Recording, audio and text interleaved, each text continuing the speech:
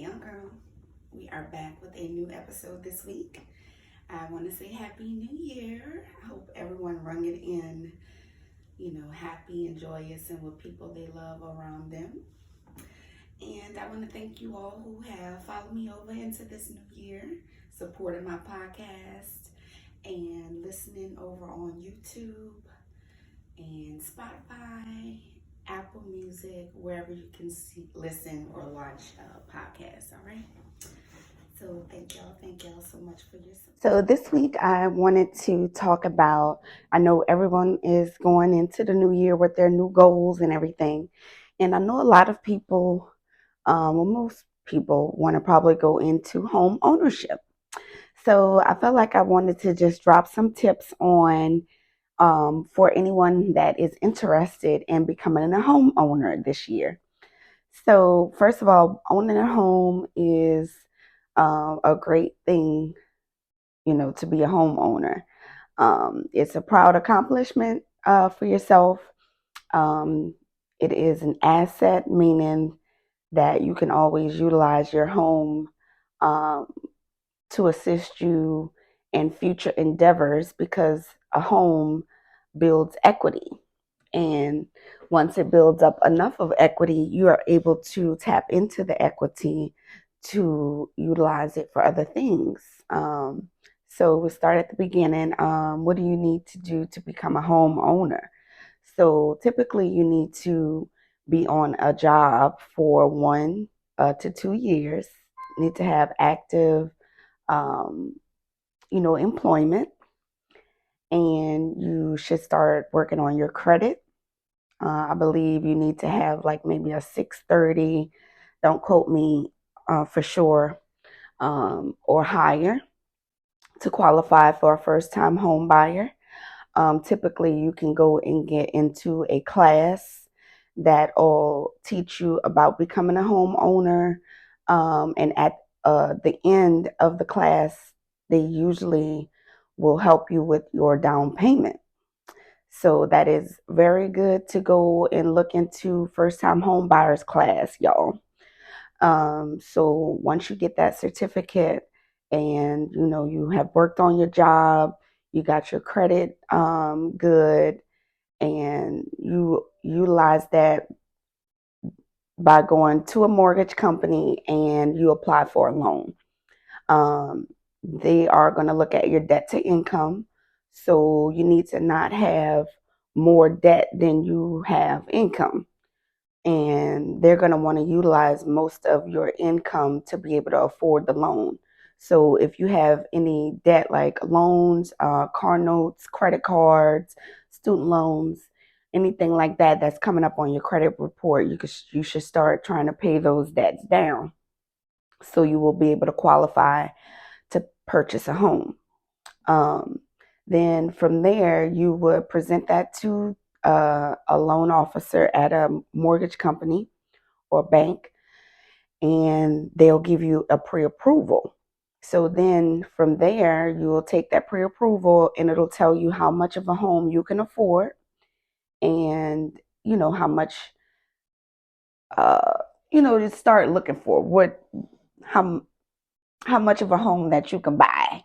So you won't be going looking at two, 300, $400,000 homes, and your income only, can afford $150,000 loan or a home. So you start there, and then you'll probably want to find you a realtor, and the realtor is going to want that pre-approval before they can start showing you houses and stuff like that. So majority of the time you need to go and get that stuff in order, from the mortgage company, get that pre-approval letter, and then you're going to present that to the realtor. And then from there, the realtor will start showing you houses.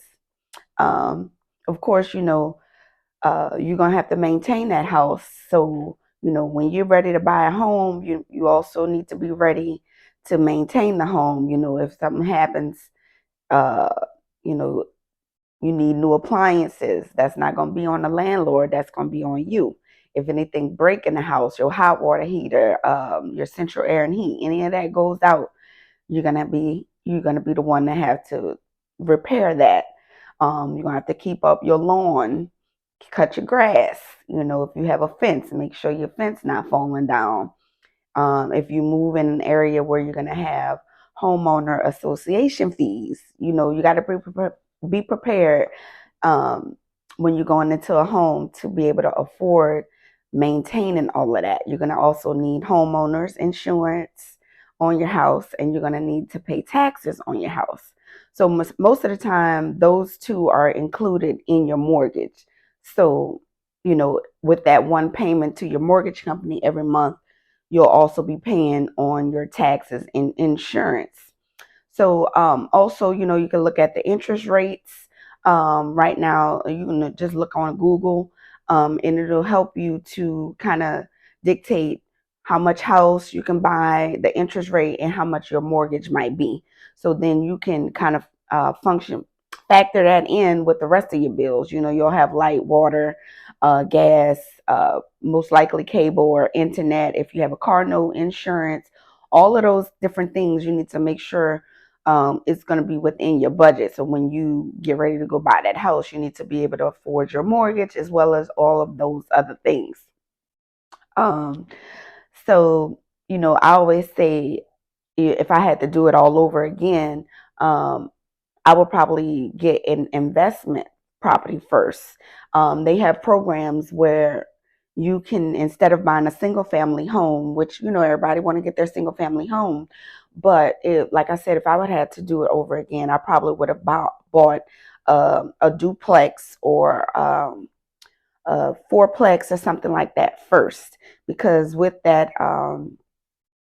first time home buyers, you get assistance with getting that down payment, and so now they have programs in place where you don't have to put as much down payment to get into an investment property. I think it was at one time like you have to put 20% down, whereas on a single family home it could be anywhere from 3.5% to 3.5 to 5% down payment.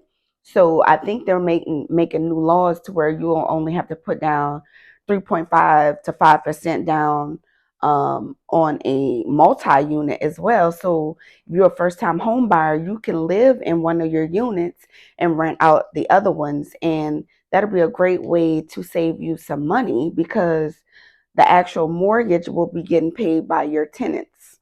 Okay, so you will go into it already, having assistance with paying your mortgage. So that would be a big old weight off of you. So like I said, if I had to do it all over again, I probably would have bought an investment property first. Um, so, just stay focused. If you have plans on becoming a homeowner this year, these are some tips that you can utilize to get started and get on track to becoming a homeowner, build you some assets.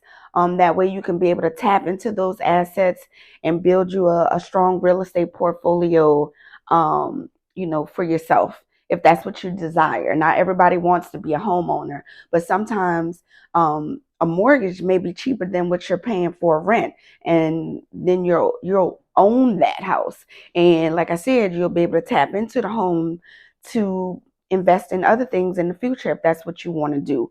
Also, you'll be able to leave something behind for your kids if that's what you want to do. All right, y'all. So don't get distracted. Focus on your goals. And if home ownership is one of them, these are some tips. And hopefully you found this helpful. And I will see y'all next week. Bye.